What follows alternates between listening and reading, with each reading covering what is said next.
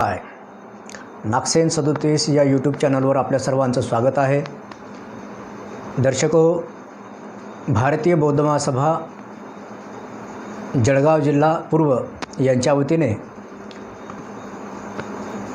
Babasaheb doctor Ambedkar हे बोधिसत्व कसे हा विषय 19 सप्टेंबरला जिल्ह्याचे जिल्हाध्यक्ष आदरणीय शैलेंद्रजी जाधव सर, जिल्ह्याचे महासचिव आदरणीय सुमंगलजी अहिरे सर, जिल्ह्याचे कार्यालयीन सचिव आयुष्यमान डिवरे सर आणि संपूर्ण जिल्हा कार्यकारिणी यांनी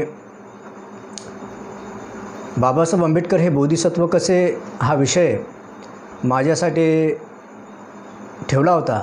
परंतु त्या दिवशी तांत्रिक अडचणीमुळे, नेटवर्कच्या प्रॉब्लेममुळे मी तो विषय गुगल मीट या ॲपवर पूर्ण करू शकलो नाही. त्याबद्दल दिलगिरी व्यक्त करतो. आणि आज तो विषय नागसेन 37 या यूट्यूब चॅनलच्या माध्यमातून जळगाव जिल्हा पूर्व येथील सर्व कार्यकर्त्यांसाठी आणि नागसेन 37 यूट्यूब चॅनलच्या सर्व दर्शकांसाठी मी या ठिकाणी सादर करीत आहो. आजचा विषय आहे बोधिसत्व डॉक्टर बाबासाहेब आंबेडकर हे बोधिसत्व कसे. तर दर्शको, बाबासाहेब आंबेडकर हे बोधिसत्व कसे हा विषय आहे.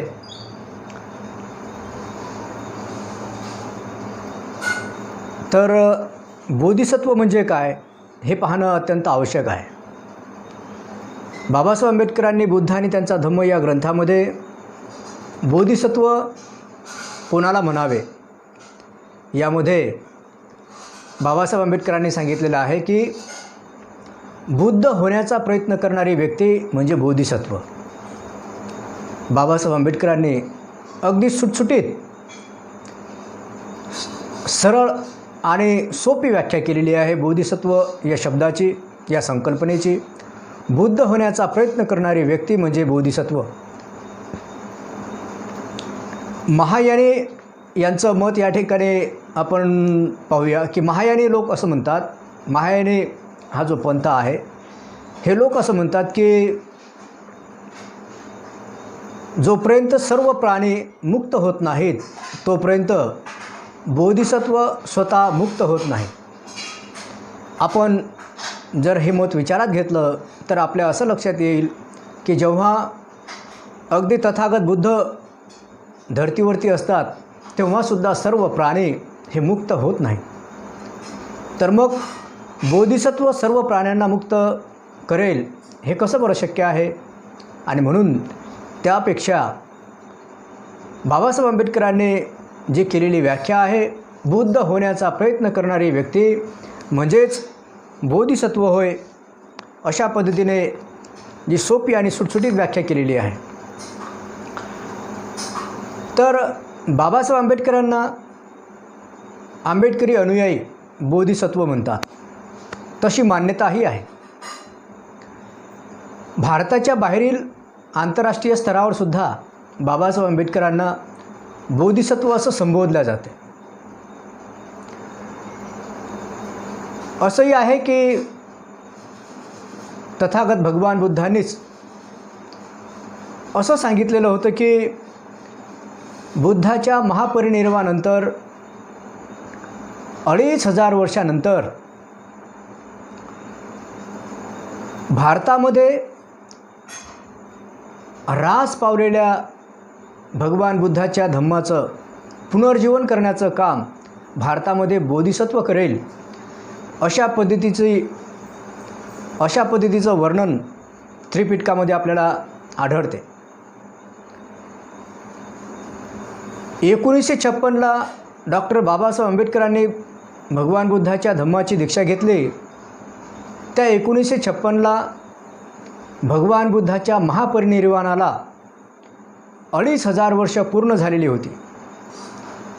आणि हे सुद्धा डॉक्टर बाबासाहेब आंबेडकरांची धम्मदीक्षा ही या देशातील, भारतातील सर्वात मोठी अशी धम्मदीक्षा आहे आणि हे सुद्धा एक महान असं कार्य आहे, महान असं कारण आहे की बाबासाहेब आंबेडकरांना बोधिसत्व संबोधण्याचं. याशिवाय बोधिसत्वासाठी ज्या आवश्यक 10 पारमिता आणि ज्या 10 अवस्था सांगितलेल्या आहेत, ह्या संपूर्ण पारमिता आणि अवस्थांमधून ह्या संपूर्ण पारमिता आणि अवस्था बाबासाहेब आंबेडकरांमध्ये आपल्याला पाहायला मिळतात. आणि म्हणून आंबेडकरी अनुयायीच नव्हे तर संपूर्ण जग बाबासाहेब आंबेडकरांना बोधिसत्व असं संबोधते. आणि म्हणून आपण आज पाहूया की कोणत्या त्या 10 पारमिता आहेत, कोणत्या 10 अवस्था आहेत की ज्या बाबासाहेब आंबेडकरांमध्ये आपल्याला दिसून येतात. ह्या सर्व 10 अवस्था आणि 10 पारमिता ह्या बाबासाहेब आंबेडकरांनी पूर्ण केलेल्या आहेत. त्यांच्यामध्ये त्या आम्हाला ओतप्रोत भरलेल्या दिसतात आणि म्हणूनच संपूर्ण जग त्यांना बोधिसत्व म्हणून नतमस्तक होते, बोधिसत्व म्हणून बाबासाहेब आंबेडकरांना वंदन केले जाते. यामध्ये आपण सर्वप्रथम पाहूया 10 पारमिता, ज्यामध्ये शील, दान, उपेक्षा, नैष्कम्य, वीर्य, शांती, सत्य, अधिष्ठान, करुणा आणि मैत्री ह्या 10 पारमिता आहेत. यातली पहिली पारमिता आहे शील. शीलाची व्याख्या बाबासाहेब आंबेडकरांनीच बुद्ध आणि त्यांचा धम्म या ग्रंथामध्ये केलेली आहे. शील म्हणजे नीतिमत्ता, वाईट गोष्टी न करण्याकडे आणि चांगल्या गोष्टी करण्याकडे असलेला मनाचा कल म्हणजे शील. आणि आपल्या सर्वांना माहीत आहे की बाबासाहेब आंबेडकर हे किती सूक्ष्म पद्धतीने शीलाचं पालन करत होते, किती काटेकोर पद्धतीने शीलाचं पालन करत होते. आपल्या सगळ्यांना माहीत आहे की बाबासाहेब आंबेडकर विदेशामध्ये शिकायला जातात आणि त्यांना लुई किंवा लुशी हे बाबासाहेब आंबेडकरांना आय लव्ह यू असं म्हणते आणि तेव्हा बाबासाहेब आंबेडकर तिला भगिनी संबोधतात, बहीण संबोधतात. हे आपल्या सगळ्यांना माहीत आहे. त्याहीपेक्षा बाबासाहेब आंबेडकरांचं जे शील आहे आपण त्या पाहूया की याहीपेक्षा अत्यंत सूक्ष्म पद्धतीने बाबासाहेब आंबेडकर शीलाचं पालन करतात की जे बौद्ध धम्माला अपेक्षित आहे, तथागतांना अपेक्षित आहे. अशा सूक्ष्मतर सूक्ष्म शीलाचं बाबासाहेब आंबेडकर पालन करताना आपल्याला दिसून येतात. तथागत भगवान बुद्धांनी विशाखेला आर्य उपोषिताविषयी सूचित केले होते की श्रेष्ठ उपोषिताविषयी सूचित केले होते की ज्याला कोणाला उपोषित धारण करायचं आहे त्याने हे जे 5 शील आहेत त्या शीलासोबतच आणखीसुद्धा जे 8 शील धारण करण्याविषयी तथागतांनी सूचित केलेलं होतं. आणि त्यामध्ये तथागतांनी सांगितलेलं होतं की ज्या पद्धतीने तथागत किंवा अर्हत भिक्षू संपूर्ण आयुष्यभर ब्रह्मचर्याचं पालन करतात, त्याच पद्धतीने उपोषित धारण करणाऱ्याने ब्रह्मचर्याचं त्या दिवसासाठी ब्रह्मचर्याचं पालन केलं पाहिजे. ज्या पद्धतीने तथागत भगवान बुद्ध आणि त्यांचे अर्हत भिक्षू हे संपूर्ण आयुष्यभर एक भोजनावर दिवस काढतात, एकाहारी असतात, त्या पद्धतीने उपोषित धारण करणाऱ्याने सुद्धा असलं पाहिजे. अशा पद्धतीने तथागतांनी जे संबोधित तथागतांनी जे विशाखेला सांगितलेलं आहे श्रेष्ठ उपोषिताच्या शीलाविषयी, तसाच उल्लेख आपल्याला धम्मिक सुत्तामध्ये सुद्धा तथागतांनी सांगितलेला दिसून येतो. धम्मिक सुत्तामध्ये तथागतांनी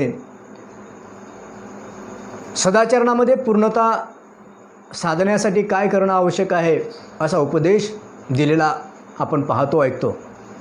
आणि त्यामध्ये सुद्धा तथागतांनी विकार भोजन, अब्रह्मचर्या याविषयी सांगितलेलं आहे. तर ज्या दिवशी डॉक्टर बाबासाहेब आंबेडकरांनी 14 ऑक्टोबर 1956ला धम्मदीक्षा ग्रहण केली आणि धम्मदीक्षा ग्रहण केल्यानंतर त्या रात्री बाबासाहेब आंबेडकर आपल्या कार्यकर्त्यांसोबत जेव्हा असतात, कार्यक्रम संपलेला आहे, आणि बाबासाहेब आंबेडकर आणि कार्यकर्ते आरामाच्या ठिकाणी बसलेले आहेत, तेव्हा बाबासाहेब आंबेडकर आपल्या कार्यकर्त्यांना म्हणतात की आज माझ्या आयुष्यातील अत्यंत महत्त्वाचा दिवस,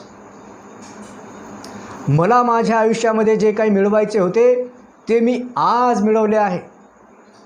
बघा, बाबासाहेब आंबेडकर त्या दिवशी म्हणतात की मला माझ्या आयुष्यामध्ये जे काही मिळवायचे होते ते आज मिळवलेले आहे. आज मला उपवासत आहे, रात्रीचे भोजन मी घेणार नाही. बाबासाहेब आंबेडकर म्हणतात असं. 14 ऑक्टोबर 1956च्या त्या धम्मदीक्षा दिनाच्या दिवशी कार्यक्रम संपल्यानंतर आपल्या कार्यकर्त्यांना बाबासाहेब आंबेडकर म्हणतात, ही गोष्टसुद्धा आम्ही गांभीर्यानं घेतली पाहिजेत आणि या गोष्टीमध्ये आम्हाला बाबासाहेब आंबेडकरांचं सूक्ष्मतर सूक्ष्म असं सील या ठिकाणी दिसून येत आहे की ते त्या दिवशी त्यांनी आर्य उपवासत धारण केलेला आहे. आणि आपल्या कार्यकर्त्यांनासुद्धा ते सांगतात की आज माझ्या आयुष्यातील अत्यंत महत्त्वाचा दिवस आहे, आज मी उपवासत धारण केलेला आहे, रात्रीचे भोजन घेणार नाही असे बाबासाहेब आंबेडकर सांगतात. हे बाबासाहेब आंबेडकरांचं शील आहे. ज्या 10 पारमितांमध्ये आपण जे वेगवेगळ्या पारमिता पाहत आहोत त्यामधील असं अन्य कित्येक ठिकाणी कुणी एक कार्यकर्ता बाबासाहेब आंबेडकरांना तो वनस्पतीचा निरा आहे की काय ते काढा आणून देतो. बाबासाहेब आंबेडकरांना सांगितलं जाते की बाबासाहेब हे शुद्ध वनस्पती आहे. बाबासाहेब म्हणतात मी आज घेईल आणि तुम्ही मग उद्या अन्य काही घ्यायला मग मोकळे व्हाल. अशा पद्धतीने त्यांनी कार्यकर्त्यांनासुद्धा आपल्या छोट्या गोष्टीचा कार्यकर्त्यांवर काय परिणाम पडेल अशा पद्धतीने त्यांनी दक्षता घेतलेली आहे. अत्यंत सूक्ष्मतर सूक्ष्मशिलांचं पालन करताना बाबासाहेब आपल्याला दिसून येतात. त्यानंतरचं आहे दान पारमिता दान. त्यानंतरची पारमिता आहे दान.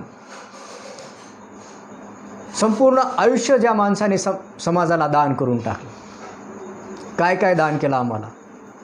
विद्येचं दान, पीपल्स एज्युकेशन सोसायटी ही तर एक सोसायटी आहे. या सोसायटीच्या अनेक कॉलेज जे असतील हे तर केवळ कॉलेजेस आहेत, पण आम्हाला संविधानाच्या माध्यमातून आरक्षणाचं दान कित्येक पटीने दान आहे. त्यासोबतच जे काही आपल्याला आज मिळते आहे ते केवळ बाबासाहेब आंबेडकरांनी दिलेलं आम्हाला दान आहे. कोणीतरी कवीने म्हटल्याप्रमाणे तुम्ही खाता त्या भाकरीवर बाबासाहेबांची सही आहे र. त्या पद्धतीने आपलं सर्वस्व जे आहे ते बाबासाहेब आंबेडकरांनी आपल्याला दिलेलं दान आहे. आणि एवढं सारं करूनही सर्वश्रेष्ठ त्यांचं दान आहे की या भारत देशाला त्यांनी तथागत भगवान बुद्धांचा धम्मदान दिलेलं आहे. ही अनमोल अशी भेट, अनमोल असं दान त्यांनी तुम्हा सर्वांना आणि या भारत राष्ट्रालासुद्धा केलेलं आहे. त्यांचं दान जर आम्ही पाहिलं तर महात्मा गांधीलासुद्धा त्यांनी जीवदान दिलेलं आहे आणि त्यांच्या पत्नीला कुंकवाचं दान दिलेलं आहे. बाबासाहेब आंबेडकरांची दान पारमिता अप्रतिम अशी आहे. दान या 10 पारमितांमध्ये तिसरी पारमिता आहे या ठिकाणी सांगितलेली नैष्कम्य. नैष्कम्य म्हणजे ऐहिक सुखाचा त्याग. बाबासाहेब आंबेडकरांनी जो पदव्यांचा डोंगर उभा केला, एवढ्या पदव्या मिळवल्या, त्या ऐहिक सुखाचा त्याग करूनच मिळू शकलेत बाबासाहेब. ऐहिक सुखाच्या त्यागाशिवाय बाबासाहेब आंबेडकर पदव्या मिळवू शकले नसते. हे सर्वात मोठं उदाहरण आहे. त्यानंतर पारमिता आहे वीर्य. सम्यक प्रयत्न, हाती घेतलेले काम यत्किंचितही माघार न घेता अंगी असलेले सर्व सामर्थ्यानेशी पूर्ण करणे म्हणजे वीर्य होय. बाबासाहेब आंबेडकरांनी जे कार्य हाती घेतलेत ते पूर्ण केलेले आहेत, आपण सर्व जाणता. त्यानंतरची पारमिता शांती. शांती म्हणजे क्षमाशीलता, द्वेषाला द्वेषाने उत्तर न देणे. कारण द्वेषाने द्वेष मत नाही, तो फक्त क्षमाशीलतेने क्षमतो. आणि बाबासाहेब आंबेडकरांनी त्यांच्या आयुष्यामध्ये कुणालाही द्वेषाने उत्तर दिलेलं नाही. खूप सारं सहन केलेलं आहे बाबासाहेब आंबेडकरांनी. हा सर्व इतिहास आहे. त्यानंतरची पारमिता आहे सत्य. सत्य म्हणजे खरे. माणसाने कधीही खोटे बोलता कामा नये. त्याचे भाषण हे नेहमी सत्य असावे. त्यानंतर अधिष्ठान. अधिष्ठान म्हणजे ध्येय गाठण्याचा दृढ निश्चय. बाबासाहेबांमध्ये ध्येय गाठण्याचा दृढ निश्चय होता. त्या दृढ निश्चयानेच त्यांनी ध्येय गाठलेलं आहे आणि आपल्यालासुद्धा या विकासाच्या या अवस्थेपर्यंत पोहोचवलेले आहे. पारमिता आहे मैत्री.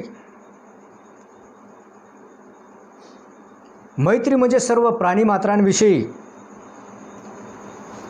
शत्रूंविषयी सुद्धा बंधुभाव बाळगणे, ही पारमिता आहे मैत्री. त्यानंतरची पारमिता करुणा. करुणा म्हणजे सर्व मानवांविषयी प्रेमपूर्ण दयाशीलता. त्याचे उदाहरण आपण पुढे पाहूया. कमी कालावधीमध्ये आपण बाबासाहेब आंबेडकरांमध्ये ह्या पारमिता आणि त्या अवस्था कशा आहेत त्या समजून घेणार आहोत. त्यानंतरची एक उपेक्षा पारमिता आहे. उपेक्षा म्हणजे औदास्याहून निराळी अशी अलिप्तता, अनासक्ती. आवड किंवा नावड नसलेली ती एक मनाची स्थिती होय. फलप्राप्तीने विचलित न होणे, परंतु निरपेक्षतेने सतत प्रयत्न करीत राहणे म्हणजे उपेक्षा होय. उपेक्षा भाव म्हणजे सरळ आणि साध्या शब्दात जर सांगायचं म्हटलं तर मनाचा समतोलपणा, यालाच उपेक्षा भाव म्हटलेला आहे. आपल्या कुवतीनुसार प्रत्येकाने या सद्गुणांचे पालन केले पाहिजेत.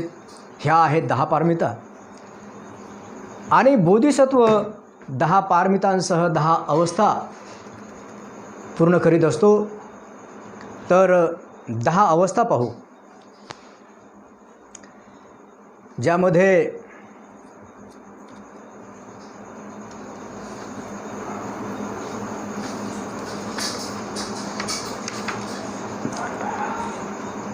पहिली अवस्था आहे मुदिता अवस्था. मुदिता म्हणजे परमोच्च आनंद. मुदिता म्हणजे दुःखी कष्टी लोकांना सुखी झालेलं पाहणं, दुसऱ्याच्या सुखामध्ये आनंद शोधणं, याला मुदिता म्हटलेलं आहे. सोनार ज्याप्रमाणे चांदीतले कीट काढून टाकतो, त्याप्रमाणे बोधिसत्व आपल्यातील अशुद्धता काढून टाकल्यावर असा विचार करू लागतो की प्रथम अविचारी असलेला पण पुढे विचारी बनलेला मनुष्य ढगातून बाहेर पडलेल्या चंद्राप्रमाणे जगाला प्रकाशित करतो. हे जाणल्यावर त्याला आनंद होतो आणि त्याला सर्व प्राणीमात्रांच्या कल्याणाची तीव्र तळमळ लागलेली असते. मुदिता या अवस्थेत काय सांगितलेलं आहे? या मुदिता या अवस्थेमध्ये सांगितलेलं आहे की त्याला सर्व प्राणीमात्रांच्या कल्याणाची तीव्र तळमळ लागलेली असते. बाबासाहेब आंबेडकरांना बोधिसत्व म्हणून कसं जाणायचं हे समजून घेण्यासाठी बाबासाहेबांच्या जन्माच्या पूर्वी रचल्या गेलेल्या ज्या जातक कथा आहेत, त्या जातक कथेमध्ये सुद्धा सांगितल्या गेलेलं आहे. एक जातक कथा अशी आहे की जी बोधिसत्वाची ओळख करून देते. भविष्यामध्ये जर का कोणी व्यक्ती बोधिसत्व असेल तर त्याला कसं ओळखायचं याविषयीची एक जातक कथा आहे. ही जातक कथा तुम्हाला मी या ठिकाणी सादर करतो. एकदा एका राज्यामध्ये या जातक कथेमध्ये बोधिसत्व हा हरणांच्या कुळामध्ये जन्मलेला आहे आणि त्या हरणांचा 2 कळप आहेत. त्या एका कळपाचा तो प्रमुख आहे, ज्याचं नाव आहे निग्रोधराज. हा निग्रोधराज बोधिसत्व आहे. हे समजून घेण्यासाठी आहे की ही जातक कथा समजून घेण्यासाठी आहे. यामध्ये सांगितलेलं आहे की बोधिसत्वाचे काय गुण असतात. बाबासाहेब आंबेडकरांच्या जन्माच्या पूर्वीची कथा आहे. बघा कशी लागू होते, किती स्पष्ट करून सांगितलेलं आहे. एक राजा असतो आणि त्याच्या राजवाड्यामध्ये 2 हरणांचे कळप आहेत. एका हरणांच्या कळपाचा प्रमुख आहे निग्रोधराज आणि दुसऱ्या हरणांच्या कळपाचा प्रमुख आहे शाख. हा निग्रोधराज बोधिसत्व आहे. या राजाला शिकारीची सवय लागलेली आहे. शिकार करून प्राण्यांचं मांस खाणे आणि त्यातही हरणांच्या मांसाची याला चटका लागलेला आहे या राजाला. आणि तो राजा दररोज शेतकऱ्यांना सोबत घेऊन हरणांची शिकार करतो आणि त्या शिकार केलेल्या हरणांचं तो मांस खातो. ही त्याला राजाला लागलेली सवय आहे. आणि मग शेतकरी लोक कंटाळून जातात की आपल्याला आपल्या शेतीचे नित्याचे दैनंदिन कामं सोडून आपल्याला या राजासोबत जावं लागते आणि मग आपली शेतीची कामे मागं पडतात, खोडंबतात आणि मग परिणामी आपले शेत व्यवस्थित पिकत नाही. तेव्हा हे शेतकरी लोक असा विचार करतात की आपण एक भला मोठा जंगलामध्ये एक भला मोठा कंपाऊंड तयार करू आणि त्या कंपाऊंडमध्ये जंगलातील काही हरणं आणून सोडून देऊ आणि त्या कंपाऊंडला लॉक करू, बंद करू, जेणेकरून आणि मग राजाला सांगू की राजेश्री आपण जावं आणि त्या कंपाऊंडमध्ये आम्ही ज्या हरणा ठेवलेल्या आहेत खूप साऱ्या पुष्कळ, तर त्यामधील आपण एक हरीण आपण आता तिचा शिकार करून तिला कापून आपण त्याचा आस्वाद घ्यावा असं शेतकरी ठरवतात. आणि ठरल्याप्रमाणे शेतकरी जंगलामध्ये जातात आणि जंगलामध्ये गेल्यानंतर ते खूप सारा मोठा असा जंगलामध्ये कंपाऊंड करतात आणि त्या कंपाऊंडमध्ये जंगलामधून हरिणा हुसकत, हाणत, पिटाळून लावत बरोबर त्या कंपाऊंडमध्ये आणून सोडून देतात. कंपाऊंडमध्ये सोडल्यानंतर ते कंपाऊंड पॅक करतात आणि राजाला त्याबाबत माहिती देतात की राजेश्री आपण जे आम्हाला दररोज शिकारीसाठी घेऊन जाता तर त्यामुळे आमचं शेतीविषयक काम मागं पडते. आम्ही असं केलेलं आहे की काही म्हणजे खूप साऱ्या हरणा आम्ही कंपाऊंडमध्ये पॅक केलेल्या आहेत. मोठं असं कंपाऊंड आहे जिथे तुम्हाला शिकार करता येईल आणि सहज शिकार करता येईल, सहज एखादी हरीण पकडता येईल. तर मग राजासुद्धा म्हणतो की ठीकच आहे. आणि मग अशा पद्धतीने त्या हरणांच्या त्या कंपाऊंडमध्ये 2 हरणांचे कळप जमा झालेले असतात. एक निग्रोध राजा या हरणांचा प्रमुख असतो, त्याचा एक कळप असतो आणि एक शाख राजा त्याच्या हरणांचा एक कळप असतो. त्यांनी काय केलेलं असते, त्यांनी दररोज एका हरणांचा नंबर लावलेला असतो. एक हरीण दररोज स्वतःहून राजाकडे जाईल आणि आपला स्वतःहूनच बळी देईल की राजे मला कापा आणि तुम्ही आमचा आस्वाद घ्या. कारण असं आकस्मिक मेल्यापेक्षा आपण स्वतःहून एकाचा नंबर लावावा. अशा पद्धतीने त्या हरणांच्या प्रमुखांनीसुद्धा एकाचा नंबर लावलेला होता, जेणेकरून सगळ्यांना म्हणजे समजेल आणि आकस्मिक कोणीही मरणार नाही. सगळ्याला समजेल की आज आपला नंबर आहे म्हणून. तर अशा पद्धतीने क्रमशः राजा एका हरणाला कापत होता, खात होता. आणि एके दिवशी शाख जो हरणांचा प्रमुख होता एका कळपाचा, एका गटाचा, तर त्या शाख जो गट होता तर त्या गटातील त्या कळपातील एका गर्भीण हरणीचा, म्हणजे ज्या हरणीच्या पोटामध्ये छोटंसं बाळ होतं, तर त्या हरणीचा त्या दिवशी क्रमांक लागला, नंबर आला राजापुढे कापण्यासाठी. आणि म्हणून त्या हरिणीला असं वाटलं की जर आजच्या ऐवजी माझा नंबर हा पुढे कधी जर लागला तर माझ्यासोबत माझ्या ज्या पोटातील जे बाळ आहे हे सुद्धा मरणार नाही.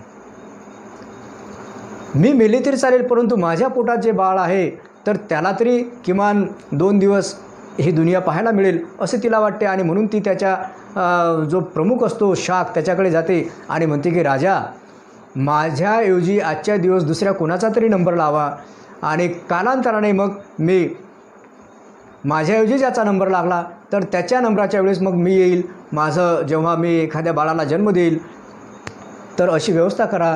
तर त्या शाख राज्यामध्ये तिथे कोणीही दुसरा हरीण त्या हरिणीच्या ऐवजी मरण्याला कसायापुढे जाण्याला तयार नसते.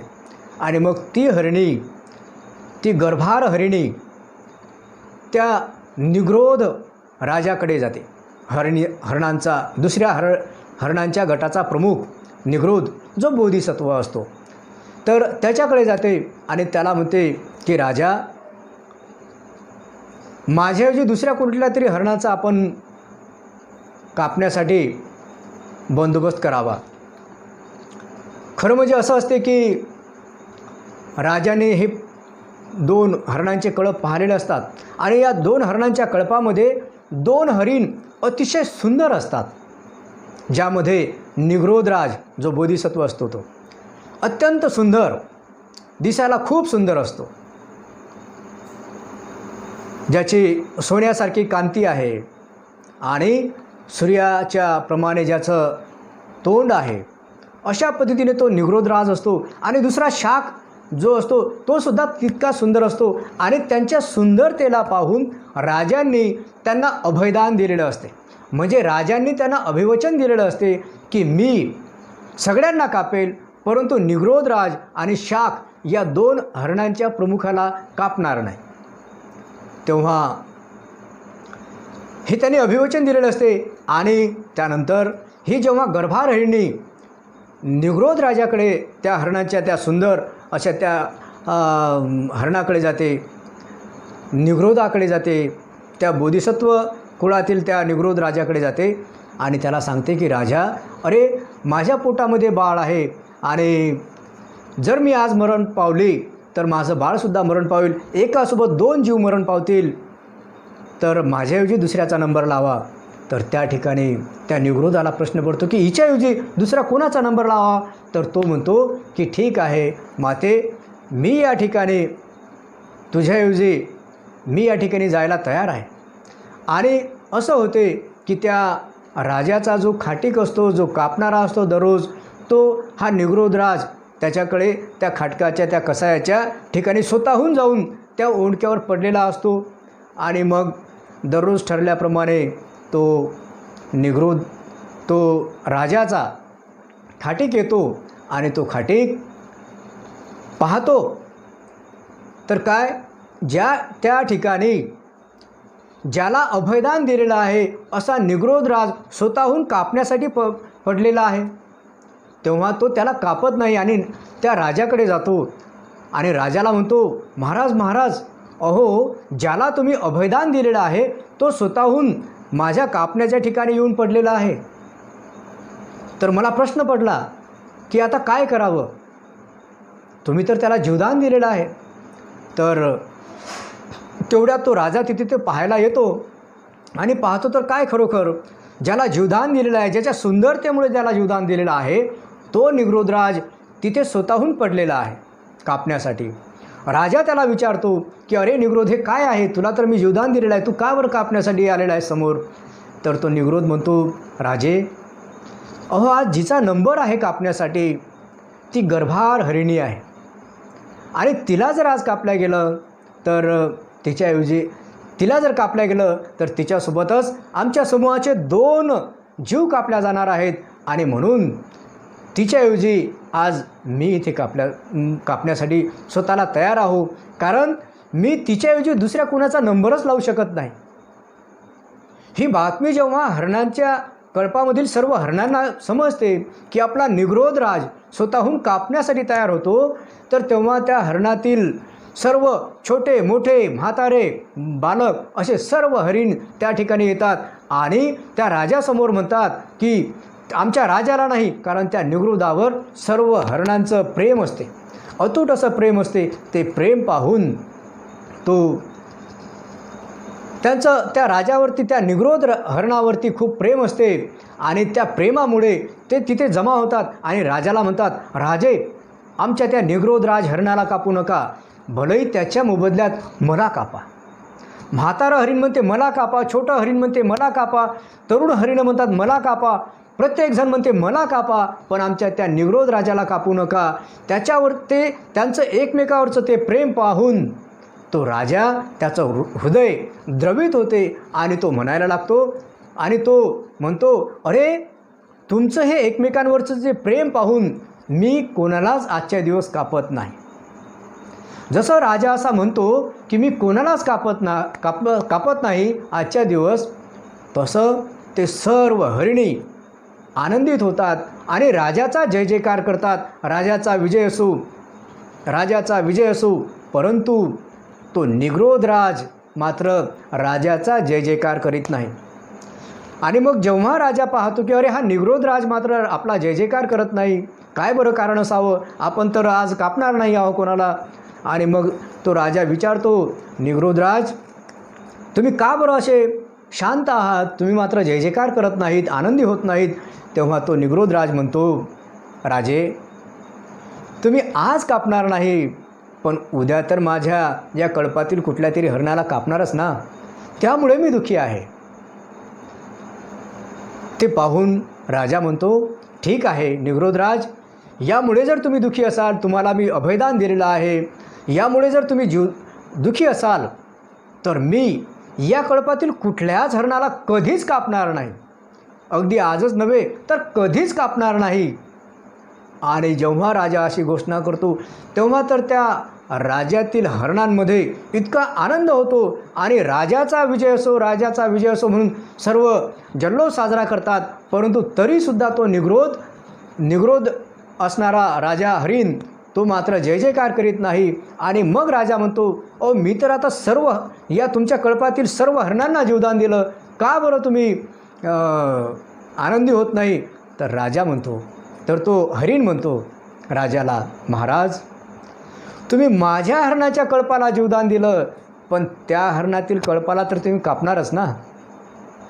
अशा पद्धतीने राजा म्हणतो की ठीक आहे, मी त्यांनाही कापणार नाही. आता तर आनंदी व्हा. तो निग्रोध राज म्हणतो, महाराज अहो तुम्ही त्या हरणातील कापणार नाही, कोणत्याच हरिण कापणार नाही, परंतु तुम्ही इतर चतुष्पाद प्राणी, जे इतर 4 पायाचे प्राणी आहेत, त्यांना तर कापणार ना. राजा म्हणतो, ठीक आहे, मी कुठल्याच 4 पायाच्या प्राण्याला कापणार नाही. आता तर आनंदी व्हा. तेव्हा जंगलातील सर्व 4 पायाचे प्राणी राजाचा जय जयकार करतात, परंतु तो निग्रोध हरिण मात्र जय जयकारामध्ये सहभागी होत नाही. तेव्हा राजा म्हणतो, आता काय झालं. तर तो निग्रोध हरिण म्हणतो, महाराज तुम्ही सर्व चतुष्पाद 4 पायांच्या प्राण्याला तुम्ही अभयदान जीवदान दिलेलं आहे, परंतु पाण्यात असणारे जे जीव आहेत आणि हवेत उडणारे जे पक्षी आहेत, त्यांना तर तुम्ही अजून अभयदान दिलेले नाही ना. राजा आश्चर्यचकित होतो आणि राजा म्हणतो, ठीक आहे निग्रोधराज, आम्ही आजपासून हवेत उडणाऱ्या आणि पाण्यामध्ये असणाऱ्या जीवांची सुद्धा हत्या करणार नाही. आता तर तुम्ही आनंदी व्हा. अशा पद्धतीने तो जो निग्रोध आहे तो तेव्हा आनंदी होतो. आणि मग राजा विचारतो की निग्रोध, हे तुम्हाला कोणी शिकवण दिलेली आहे, ही शिकवण कोणाची आहे. तर तो बोधिसत्व कुळातील तो जो हरिण आहे तो म्हणतो की राजा, ही बुद्धाची शिकवण आहे. सर्वांवर समानतेने दया करणे, सर्वांवर समान प्रेम करणे, ही बुद्धाची शिकवण आहे. सज्जनो, ही बोधकथा बाबासाहेब आंबेडकरांच्या जन्माच्या अगोदर रचल्या गेलेली आहे. या जातक कथेमध्ये या जातक कथेतील हरिण स्वतःच्या जातीचा, दुसऱ्या जातीचा आणि सर्व कुळातील प्राण्यांचा, पक्ष्यांचा, जलचर प्राण्यांचा जसा विचार करते ना, अगदी त्याच पद्धतीने बोधिसत्व डॉक्टर बाबासाहेब आंबेडकरांनी आपल्या संविधानामध्ये स्वतःच्या जातीच्या आरक्षणाची तरतूद केलेली आहे, स्वतःच्या जातीच्या रक्षणाची तरतूद केलेली आहे, स्वतःच्या जातीच्या लोकांच्या समाजाची न्याय हक्काची तरतूद केलेली आहे. आणि त्यासोबतच हे जे अनुसूचित जातीच्या हक्काची जशी तरतूद बाबासाहेब आंबेडकरांनी केली, त्याच पद्धतीने अनुसूचित जमातीच्या म्हणजे शेड्यूल्ड ट्राईब लोकांची सुद्धा आरक्षणाची, संरक्षणाची तरतूद बाबासाहेब आंबेडकरांनी केलेली आहे. त्यासोबतच इतर मागास वर्ग लोकांची सुद्धा तरतूद त्या भारतीय संविधानामध्ये केलेली आहे. एवढंच नव्हे तर सर्वांविषयी तरतूद, या देशात राहणाऱ्या सर्व जाती धर्मांविषयीची तरतूद डॉक्टर बाबासाहेब आंबेडकरांनी त्यांच्या संविधानामध्ये केलेली आहे. ज्या जातीच्या लोकांनी अस्पृश्य लोकांना छळण्याची व्यवस्था निर्माण केली, अशाही लोकांना, उदाहरणार्थ समजा ब्राह्मण लोकांनी जर ही व्यवस्था निर्माण केली असेल, तर ब्राह्मणाची स्त्रीसुद्धा जर का ती गरोदर असेल आणि ती शासकीय नोकरीमध्ये असेल, तर तिलासुद्धा पगारी रजा देण्याची व्यवस्था बाबासाहेब आंबेडकरांनी संविधानामध्ये करून ठेवलेली आहे. तर ही जी बाबासाहेब आंबेडकरांची व्यवस्था, बाबासाहेब आंबेडकरांनी सर्व जातींवरती केलेलं हे जे कार्य आहे, तर यावरून लक्षात येते की आम्हाला त्या जातक कथेमधील तो निग्रोधराज हरिण आम्हाला आठवतो की ज्या निग्रोधराज हरिणाने सर्व प्राण्यांना अभयदान दिलेलं आहे. अगदी त्याच पद्धतीने बोधिसत्व डॉक्टर बाबासाहेब आंबेडकरांनी सुद्धा भारताच्या संविधानाच्या माध्यमातून सर्व जातींना रक्षण केलेलं आहे. हीच खऱ्या अर्थाने बाबासाहेब आंबेडकरांची बोधिसत्व म्हणून ओळख आहे. आणि म्हणून आपण डॉक्टर बाबासाहेब आंबेडकरांना भारतरत्न, विश्वरत्न या उपाध्यांपेक्षाही बोधिसत्व बाबासाहेब आंबेडकर म्हणून आपण ओळखणं हे अत्यंत आवश्यक आहे. अशा पद्धतीने बाबासाहेब आंबेडकरांमध्ये आपल्याला बोधिसत्वाच्या ह्या ज्या अवस्था आहेत, त्या संपूर्ण अशा ओतप्रोत भरलेल्या आपल्याला दिसून येतात. बोधिसत्वांची अवस्था आपण दुसरी पाहत आहोत, ज्यामध्ये म्हटलेलं आहे विमलता, शुद्धता. यावेळी बोधिसत्वाने कामवासनेचे सर्व विचार मनातून काढून टाकलेले असतात. तो दयाशील होतो, तो सर्वांना दया दाखवितो. तो लोकांच्या दुर्गुणाची खुशामत करीत नाही किंवा त्यांच्या सद्गुणाविषयी त्यांना नाउमेद करीत नाही. ही दुसरी अवस्था आहे. तो सर्वांविषयी दयाशील होतोच आपण पाहतोय. तिसऱ्या जीवनात तो प्रभाकारी अवस्था म्हणजे तेजस्विता प्राप्त करून घेतो.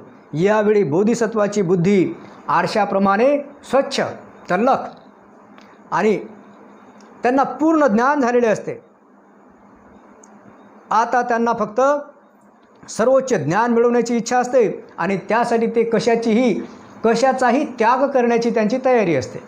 बघा, या अवस्थेमध्ये त्या व्यक्तीला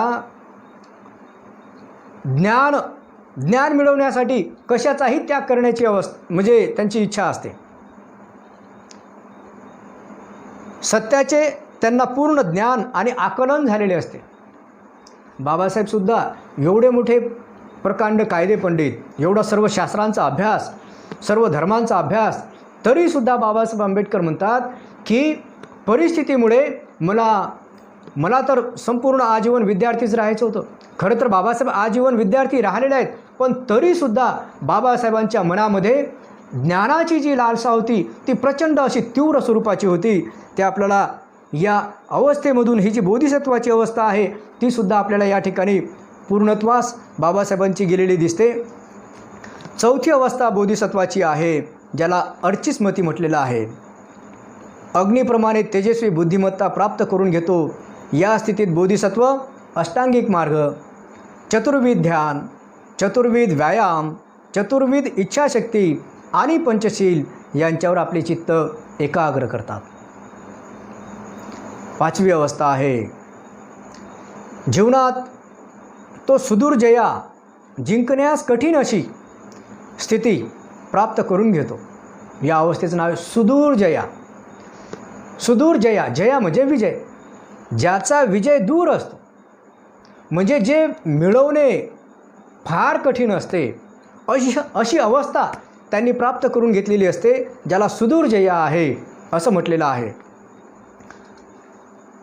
6वी अवस्था आहे.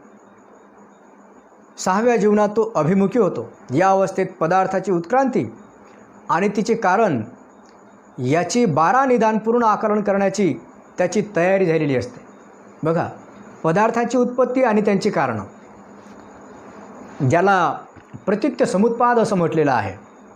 तर या प्रतीत्य समुत्पादाची संपूर्ण आकलन त्यांना झालेलं असते आणि अभिमुखी नावाच्या त्या ज्ञानामुळे अविद्येने प्रज्ञारहित अंध झालेल्या सर्व प्राणीमात्रांविषयी त्यांच्या अंतःकरणात अगाध करुणा उत्पन्न होते.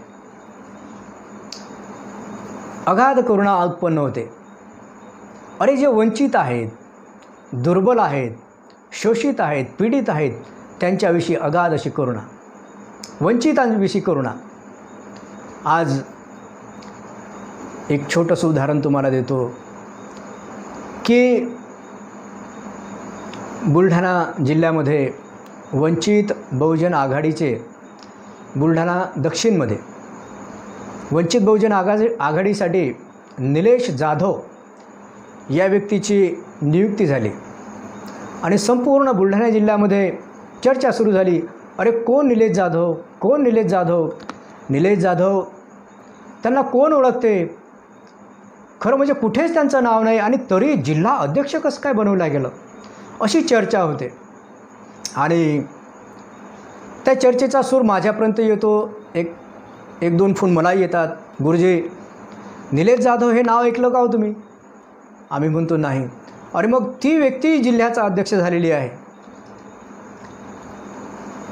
तुम्हाला काय वाटते?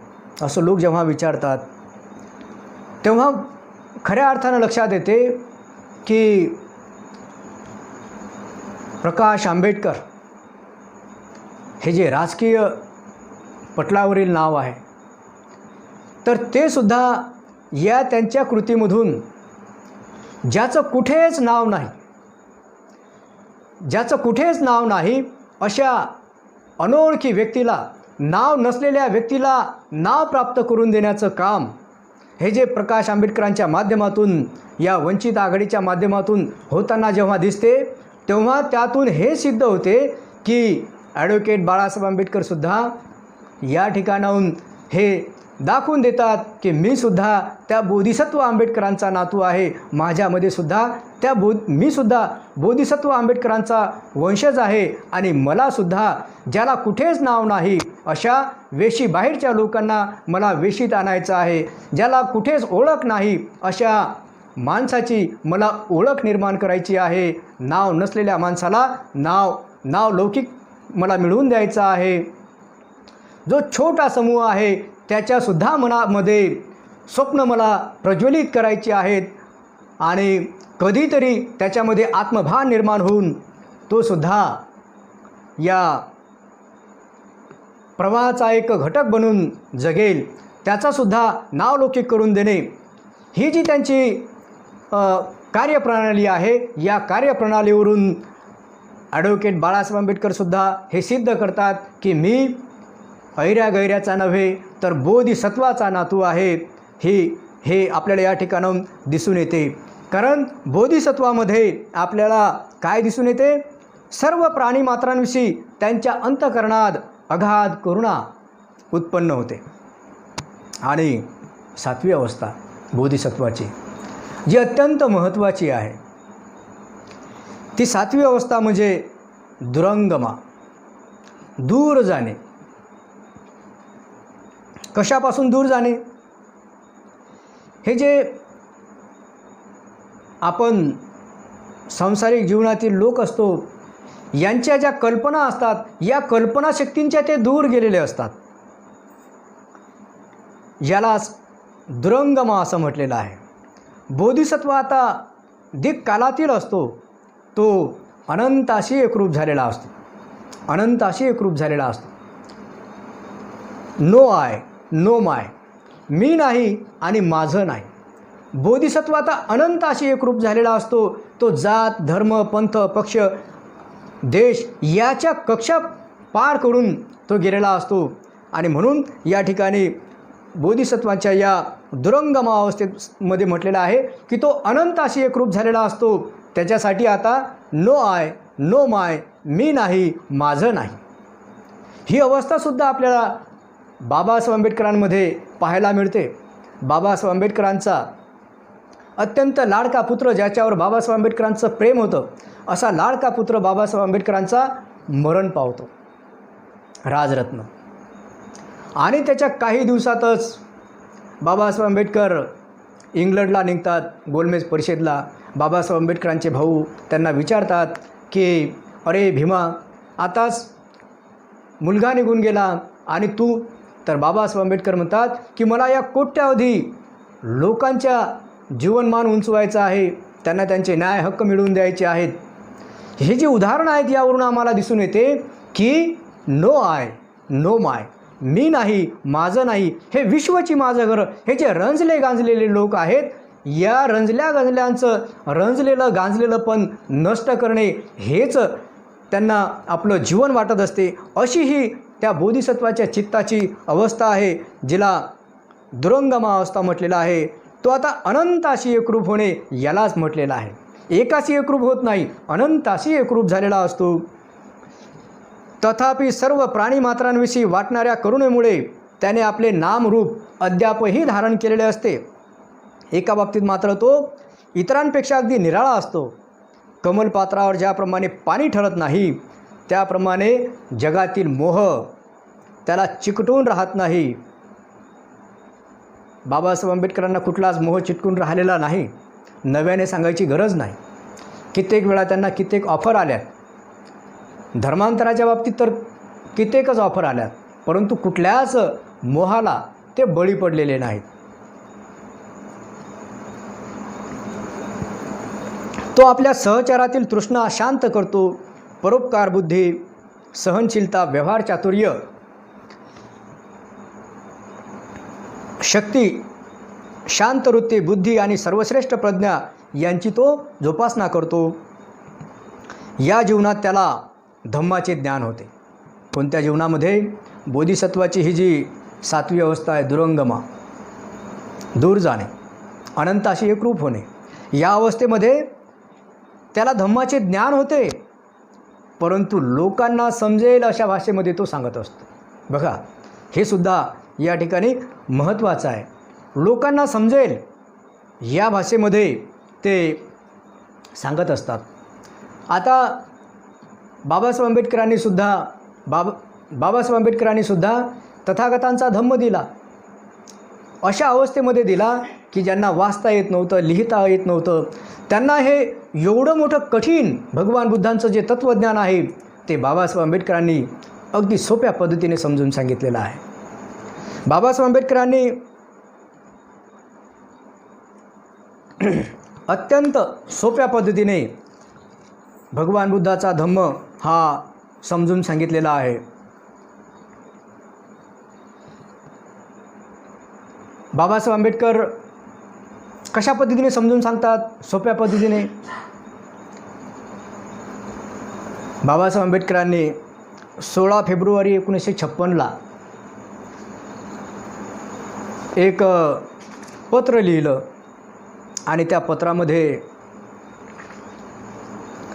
पत्र लिहिलेलं आहे त्यांनी वली सिन्हा, जे सहसचिव आहेत महाबोधी सोसायटी कलकत्ताचे, यांना पत्र लिहिलं होतं. आणि या पत्रामध्ये बाबासाहेब आंबेडकर म्हणतात की जे बाबासाहेब आंबेडकर या पत्रामध्ये म्हणतात की संघदीक्षेचा जसा विधी आहे तसा धम्मदीक्षेचा विधी म्हणजे बौद्ध धम्मामध्ये भिक्षू लोकांसाठी एक विधी आहे संघामध्ये सहभागी होण्यासाठी. परंतु जे कोणी धम्मामध्ये सहभागी होतात, धम्माची दीक्षा घेऊ इच्छितात, त्यांच्यासाठी कुठलाही विधी नाही. तो विधी असणं अत्यंत आवश्यक आहे. आणि बाबासाहेब आंबेडकरांनी त्याच पत्रामध्ये 16 फेब्रुवारी 1956च्या पत्रामध्ये वली सिन्हांना लिहिलेल्या पत्रामध्ये आवर्जून सांगितलेलं आहे की ज्या पद्धतीने ख्रिश्चनांमध्ये बाप्तिझम हा विधी होतो, बप्तिस्मा म्हणजे ख्रिश्चन धर्माची स्वीकृती हा एक विधी होतो, आणि दुसरा विधी होतो फादरची दीक्षा. तर अशाच पद्धतीने बौद्ध धर्मामध्ये सुद्धा धम्मदीक्षेचा हा विधी असला पाहिजे. त्यापूर्वी धम्मदीक्षेचा विधी नव्हता, हे या ठिकाणी विशेष आहे. धम्मदीक्षेचा विधी बाबासाहेब आंबेडकरांची इच्छा होती, आणि त्यानुसार बाबासाहेब आंबेडकरांनी तो धम्मदीक्षेचा विधी निर्माण केला. म्हणजेच अत्यंत लोकांना समजेल अशा पद्धतीने धम्म त्यांनी सांगितला. आणि मग तो विधी काय होता? तो विधी म्हणजे दुसरं तिसरं काहीच नाही, तर तो विधी म्हणजे बाबासाहेब आंबेडकरांनी धम्मदीक्षा आपल्या समाज बांधवांना धम्मदीक्षा देताना दिलेल्या 22 प्रतिज्ञा म्हणजेच तो विधी. ह्या 22 प्रतिज्ञा म्हणजे दुसरं तिसरं काहीच नाही. यामध्ये सुद्धा भगवान बुद्धाची शिकवण समावलेली आहे. अत्यंत सोप्या पद्धतीने बाबासाहेब आंबेडकरांनी धम्म सांगितलेला आहे. या 22 प्रतिज्ञामध्ये शरणत्तय गाथेच्या व्यतिरिक्त काहीच नाही. नथि मे शरणं अय्यं बुद्धो मे शरणं वरं एतेन सच्चवज्जेन होतु मे जयमंगलं. नथि मे शरणं अय्यं धम्मो मे शरणं वरं संघो मे शरणं वरं एतेन सच्चवज्जेन होतु मे जयमंगलं. या गाथेच्या व्यतिरिक्त या 22 प्रतिज्ञांमध्ये काहीही नाही.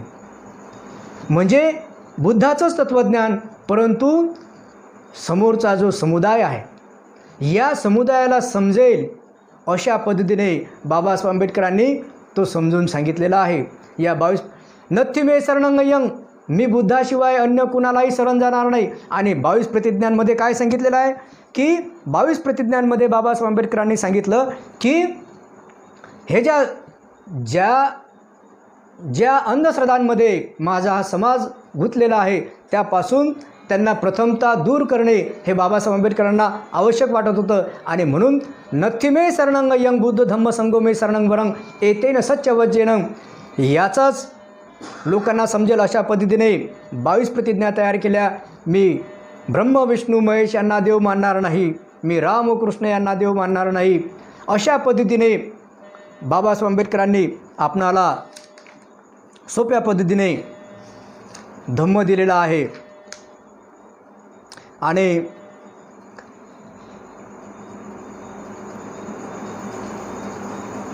आपण व्यवहार चातुर्य आणि सहनशीलतेने वागले पाहिजेत हे बोधिसत्वाला कळते. लोकांनी त्याला कितीही त्रास दिला तरी तो शांत वृत्तीने समताभाव राखून तो त्रास सहन करतो. कारण केवळ अज्ञानामुळे बघा त्यांची काय भावना असते. लोक त्रास देतात त्याचं कारण काय? अज्ञानामुळे. लोकांनी आपल्या हेतूबद्दल गैरसमज करून घेतले आहेत हे त्याला कळते. परंतु त्याचवेळी प्राणीमात्रांचे कल्याण करण्याविषयी त्यांचा उत्साह यत्किंचितही कमी होत नाही. आता बाबासाहेब आंबेडकरांचा किती छळ झाला हे सुद्धा नव्याने सांगण्याची गरज नाही. कारण बाबासाहेब आंबेडकरांचा जन्मापासून तर संपूर्ण आयुष्यभर बाबासाहेब आंबेडकरांना छळ सहन करावा लागतो. हा आपण कित्येक वेळा ऐकत असतो. परंतु त्या छळामध्ये बाबासाहेब आंबेडकर नेहमीच समताभाव ठेवतात, सहन करून घेतात. 8व्या जीवनात तो अचल होतो. या अढळ अवस्थेत बोधिसत्वाला करावे लागणारे सर्व कष्ट संपतात. जे चांगले आहे ते स्वाभाविकतः अनुसरतात. तो जी गोष्ट करील त्या गोष्टीत तो यशस्वी होतो. 9व्या जीवनात तो साधुमती होतो, ज्याने सर्व धम्म म्हणजे नियम किंवा त्यांची शास्त्रे आणि सर्व दिशांचे सत्य समजून जिंकले आहेत आणि त्याला पूर्ण आकलन झालेले असून जो कालातीत होतो अशाची ती साधुमती अवस्था आहे. 10व्या जीवनात तो धर्ममेध होतो. बोधिसत्वाला बुद्धाची दिव्य दृष्टी प्राप्त होते. अशा पद्धतीने ह्या 10 अवस्था आहेत. आणि आपण पाहिलं की ह्या 10ही अवस्थांमधून बाबासाहेब आंबेडकर गेलेले आहेत. त्या पूर्ण त्यांनी केल्या आहेत. ह्या सर्व गोष्टीचा एकंदर विचार करता बाबासाहेब आंबेडकर हे बोधिसत्व आहेत आणि म्हणून आंबेडकरी अनुयायांनी बाबासाहेब आंबेडकरांना बोधिसत्व म्हणून ओळखलं पाहिजेत आणि आपण सुद्धा त्या बोधिसत्वाचे अनुयायी आहोत ही जाणीव ठेवून बोधिसत्वाच्याच मार्गाचे अनुसरण करायला हवं. या ठिकाणी